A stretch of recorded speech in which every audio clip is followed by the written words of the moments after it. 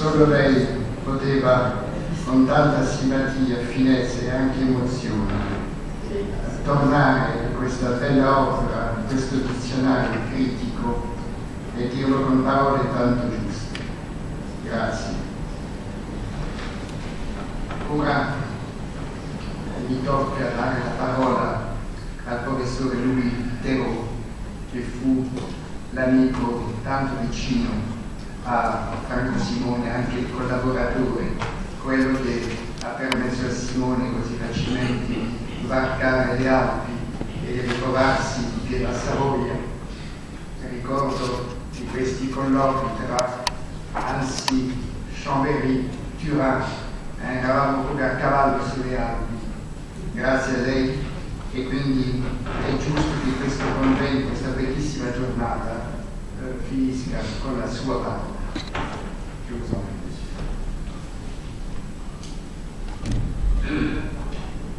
La Savoie, sans nul doute, a joué un rôle décisif dans les relations que j'ai entretenues avec Franco Simone. Ronsard y fut pour quelque chose, mais indirectement. Les Savoyards, dans leur immense majorité, ignorent qui fut Guillaume Fichet. Je ne me souviens pas qu'on ait cité son nom sur les bancs du collège. Mais Simone a porté un intérêt tout particulier à ce Savoyard latiniste et européen avant la lettre qui lui a ouvert les portes de la recherche sur la Renaissance et l'a fait pénétrer dans l'intimité du Collège de France, où celle d'illustres maîtres comme Paul Hazard ou Étienne Gilson. Curieusement, la carrière de Simone a commencé avec un auteur savoyard. Et elle allait se terminer pratiquement avec une princesse française devenue duchesse de Savoie à Turin. Coïncidence inattendue et chargée de signification qui peut être motif de réflexion. Mais l'ami Sozzi m'a demandé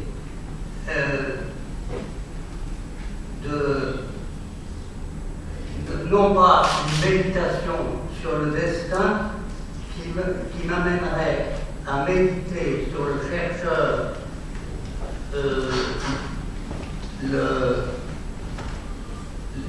le professeur ou l'académicien que fut Simone, ou sur le journaliste. J'égrènerai donc en toute simplicité quelques souvenirs personnels dans la mesure où ma mémoire ne me trahira pas. Le 13 novembre 1976, Franco Simone était entré dans l'éternité. Je lui avais fait visite peu de temps auparavant. Il avait reçu à son domicile le cardinal archevêque de Turin, une présence qu'il avait appréciée. Il était encore confiant. Il me dit qu'il souhaitait aider davantage le centre universitaire de Savoie. Il lui était arrivé un jour de m'exprimer le désir surprenant de s'y faire détacher, lui qui avait exercé son enseignement dans les établissements les plus réputés du monde. Mais son séjour à Harvard en 1971-72 l'avait un peu déçu, malgré les encouragements de Madame Simone. Pressentait-il qu'il avait trop demandé à sa robuste constitution, il la solliciterait encore beaucoup dans les mois à venir. Nous nous étions vus pour la première fois en 1969 dans le cadre du congrès des cahiers de l'Association internationale des études françaises, où il était un des vice-présidents de M. Lebec, membre de l'Institut. C'est Ronsard, si l'on peut dire, qui était à l'origine de notre rencontre. Nos exposés se succédaient dans l'ordre des paroles. J'étais intimidé par le professeur à l'université de Turin, rendu célèbre par ses travaux sur la Renaissance. C'est seulement en 1970 que nous avons fait vraiment connaissance. J'allais quitter Poitiers pour la Savoie. Un des chefs des services du ministère de l'Éducation nationale, chargé du contrôle des nominations, ne comprenait pas que je choisisse la Savoie, de préférence à la Touraine ou à la Haute-Normandie, où fonctionnaient déjà des universités de plein exercice. Mais Franco Simone n'était pas un homme de préjugés. Il m'invita à la Baita Verte de Vardonecchia. Le site lui plaisait et lui offrait une retraite intime à proximité de Turin et donc propice à des loisirs studieux. Il me donna rendez-vous pour le 16 septembre à Turin, dans son beau domicile du Corso Statiuni. La chaleur de son accueil fut toujours la même dans la suite. Il était très européen. Nous avions par nos ancêtres immédiats partagé une patrie commune. Cette réalité comptait sans doute plus à ses yeux que les variantes des œuvres de Ronsard, un poète dont il était pourtant un grand lecteur. Sono stato un lettore appassionato di Ronsard, dira-t-il en 1975 dans la conférence prononcée le 8 avril au siège de l'association Pro Cultura Femminile, témoignage ultime et émouvant du savant que Madame Simone offrit sous le titre La storia letteraria francese, un palazzo da ricostruire, aux amis qui avaient collaboré au mélange Simone. La rencontre avec Franco fut alors une collaboration tout à fait amicale à laquelle le centre universitaire de Savoie n'apportait que sa bonne volonté. Mais Franco voyait dans l'organisation d'échanges entre étudiants français et turinois un moyen de faire progresser ses propres étudiants dont il avait légitimement le plus grand souci, surtout dans les circonstances auxquelles étaient confrontées les universités des deux pays après les affrontements révolutionnaires de mai 68 en France.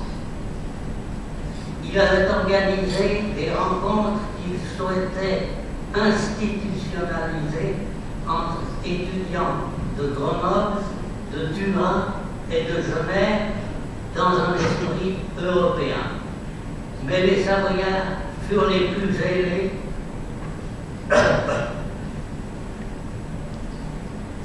et les choses prendront un autre cours lors de l'organisation du congrès Marguerite de Savoie. Mon retour au pays natal m'avait fait retrouver la vie paysanne. Les Simone étaient des citadins. Ils avaient un tenore di hôpital que nous n'avions pas. Mais nous n'avons jamais été gênés dans nos relations. Mieux, Franco, qui avait de l'humour et du bon sens, m'apprit un jour un proverbe paysan riche de signification: Carta canta et villan dorme. Ce qui veut dire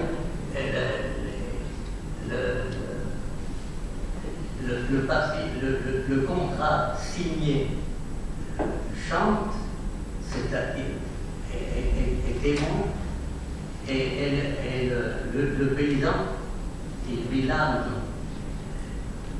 il condamne, peut dormir sur ses deux oreilles. Il m'a cité souvent ce proverbe, qu'il appliquait évidemment non pas à l'agriculture, il n'était pas agriculteur, mais il s'en servait. Et il me demandait de ne jamais l'oublier.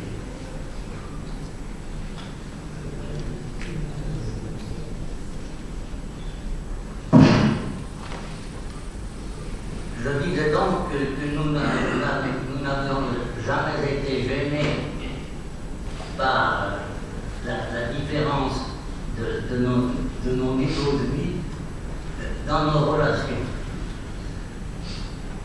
Et grâce au Simone, nous fîmes la connaissance du recteur de Madame Nilo, qui était de leurs amis. Le recteur Nilo était le recteur de Grenoble.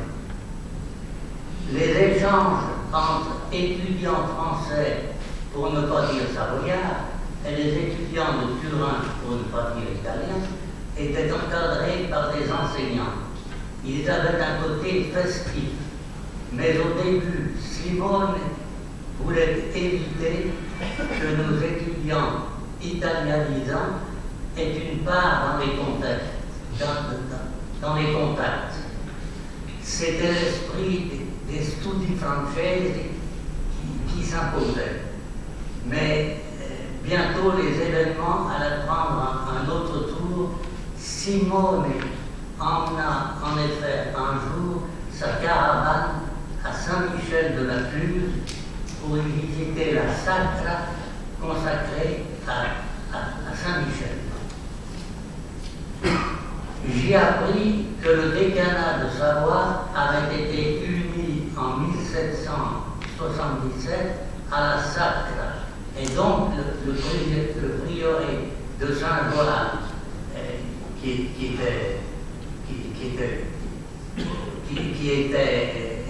est toujours mon domicile, la commune de mon domicile. Donc le prieuré de Saint-Joal, qui était dédié à Saint-Georges, comme San Giorgio, proche de Saint-Michel-de-la-Cluse, ce prieuré avait été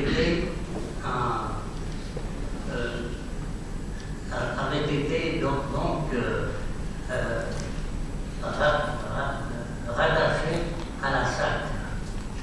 Or, la Sacra abritait le tombeau où le cénotaphe de Marguerite de France, fille de François Ier, épouse d'Emmanuel Philibert, qui récupéra le duché de son père et établit sa résidence à Turin. Le milieu dans lequel vivait le couple ducal était fort cultivé, et en ces temps où se préparaient des affrontements politico-religieux, on vivait dans la tolérance grâce à Marguerite de Savoie. De là à réunir un colloque sous l'égide de la princesse, on tomba vite d'accord. Mais tout prenait un sens nouveau. Le centre universitaire avait un moyen de se faire mieux connaître, et Franco Simone trouvait manière à conforter ses recherches d'historiographie littéraire dans le cadre de l'Institut universitaire qu'il dirigeait. Il mit sa notoriété à rassembler les éléments du succès, comme s'il couronnait sa carrière. Il eut finalement les moyens matériels exigés pour l'organisation d'un congrès tricéphale, ainsi Chambéry-Turin. L'invitation des personnalités piémontaises fut pour Simone la cause de bien des soucis. Du côté des Valdotins d'abord, mais la présence d'Alexandre Passemain-Denfer résolut le problème partiellement. Il m'expliqua sa conduite au printemps de 1945. Il n'avait pas voulu trahir sa patrie, qui était l'Italie, malgré sa francophilie qui lui venait de la partie savoyarde de sa famille. Il était de la lignée mestrienne, bien qu'il eût écrit, je cite, « Je n'ai pas besoin de souligner que je ne partage pas beaucoup ces idées. » Comme vous comprenez les idées de Joseph Boris. La lettre est datée du 24 mai 1975. Comment ne pas inviter dans son exil la reine Marie-Josée, qui était membre d'honneur de l'Académie de Savoie depuis les années 50. Elle vint à la séance d'ouverture à Annecy, où elle rencontra Passemain, à qui elle reprocha courtoisement d'avoir rompu avec elle. Ce fut une réconciliation qui parut sincère, mais Franco Simone n'avait pas les mêmes contentieux, mais toutes ces difficultés le surmenaient. Et je me rappelle à Turin, ou à Annecy, ou à Chambéry, il faisait allusion à ces contentieux politico-sociaux, et il n'en dormait pas.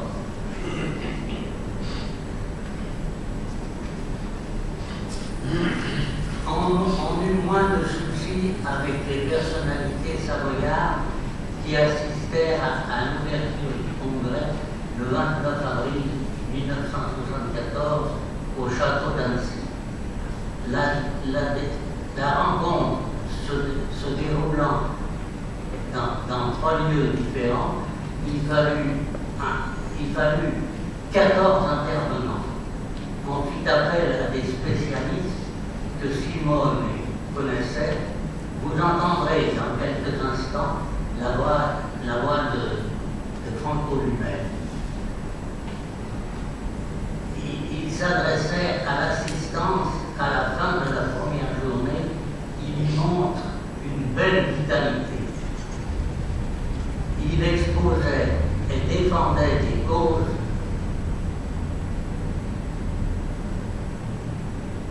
auxquelles il tenait. Nos étudiants n'étaient pas oubliés. Cet aspect pédagogique avait dans les projets du maître une place importante qui le faisait apprécier non seulement de ses élèves, mais de ses collaborateurs.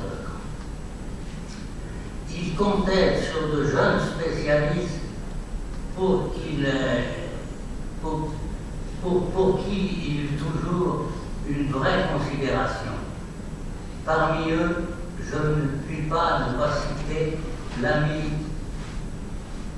Gianni Mombello, décédé du même mal que son maître. Et commentaire ici le nom de mon ami Lionel Sozzi, auquel me lie une vieille affection, et grâce à qui, sous l'autorité de Madame Simone, sont aujourd'hui à l'honneur les Studi Francesi, la célèbre revue internationale créée par son mari. Puisqu'on en est au remerciement, je ne puis pas ne pas exprimer mes remerciements aux intervenants. Je le fais au nom de la famille Simone, les noms des intervenants de cette journée qui ont tous, à des titres divers, voulu honorer de leur présence et de leur science la mémoire de notre amie. Madame Daniela Dalla Madame Valeria Ramaciotti, Monsieur Dario Cecchetti, rencontrés si souvent au palais de l'université, Cecilia Rizza, professeur à Gênes et ami de Madame Simone. Monsieur Michel Delon, brillant représentant de la Sorbonne, dont on a vu l'intervention, et fidèle parmi les fidèles, Jean-Daniel Cando et Pierre Jodol, que j'ai le plaisir de saluer tout particulièrement aujourd'hui. Pour finir, mon jeune confrère de l'Académie de Savoie, professeur à l'Université de Reims, Jean Bazin, que nous avons entendu ce matin. Nous avons conservé l'enregistrement partiel des différentes interventions des congressistes de ces journées. Tout n'ayant pas été enregistré, vous n'entendrez pas la célébration de la messe. Je pense que M. Tango. On n'avait pas supporté. Il y a eu la route. Tous n'ayant pas été enregistrés, vous n'entendrez pas la célébration de la messe par l'archevêque de Chambéry, invité par le cardinal archevêque de Turin et officiant en français devant ça nous avait vraiment surpris, l'auditoire, l'assistance était faite en majorité de latinistes et l'archevêque de Chambéry trouve le moyen de célébrer la messe en français.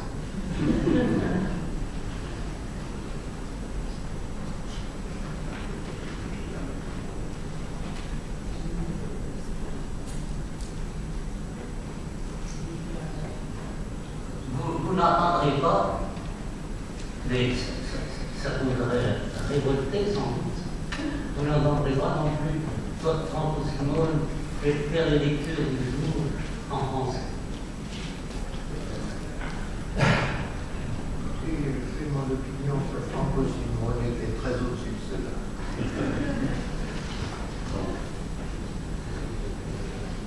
Je vis Franco Simone peu de temps avant son décès. Il était du moins, en apparence, plein de courage. Je me remémorais cet après-midi où j'étais allé le voir à Lausanne. Nous étions sortis ensemble, Madame Simone nous accompagnait. C'est pendant ce séjour suisse que fut décidé d'envoyer aux amis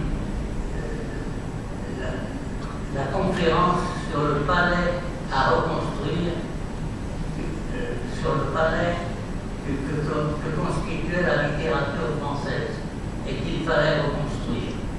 Simone fit sa conférence à Turin, il n'avait pas cédé à la maladie. Il revint me voir à Chambéry, il était inquiet pour sa bibliothèque. Des tergiversations furent qu'elle ne fut pas acquise par l'université de Sorbonne. Il sembla à certains moments qu'il eût surmonté ces épreuves de santé. Hélas, il n'en fut rien. Depuis ce jour de septembre 1974, où alerté par Madame Simone, je fis en hâte un voyage à Turin, c'était le début de 2 années d'espoir et de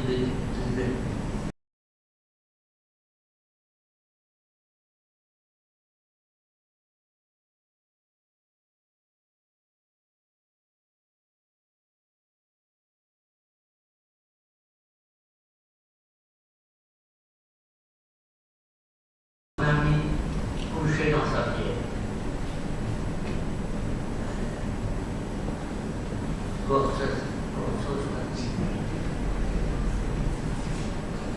Je le retrouvais couché dans sa bière avant que le préposé ne le cloue dans son cercueil. Alexandre Passin me demanda d'improviser quelques mots au rectorat où le cortège funèbre s'était arrêté. Je rappelais notre collaboration si amicale au service de nos universités et de nos deux provinces de Savoie et Piémont, prémisse du centre franco-italien qui allait se former dans les mois à venir. Quant à Passin, il m'écrivait lui-même le 13 novembre ces lignes émouvantes. Je viens d'apprendre une bien triste nouvelle qui, j'en suis sûr, vous causera autant de chagrin qu'à moi. Notre excellent ami, M. Simone, vient de mourir. Sa mort met fin à de grandes souffrances, mais laissera un grand vide dans le champ des amitiés franco-italiennes et surtout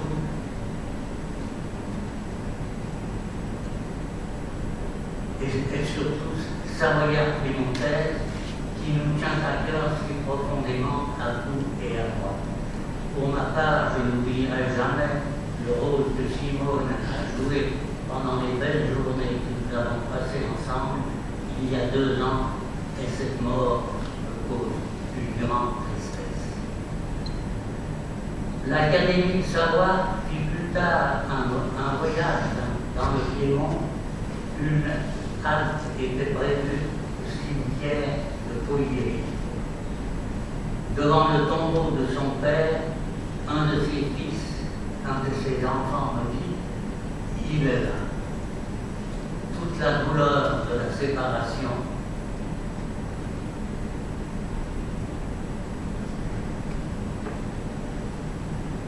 toute la douleur de la séparation, en trois mots qui traduisent la prison du tombeau. Prison, non, puisque l'œuvre d'un humaniste ou d'un écrivain ne meurt pas. Ronsard a maudit le temps mangeable. Simone, ça n'était sûrement pas la vision de Simone mourant qui avait souvent répété que son vivant est expecto résurrectionnel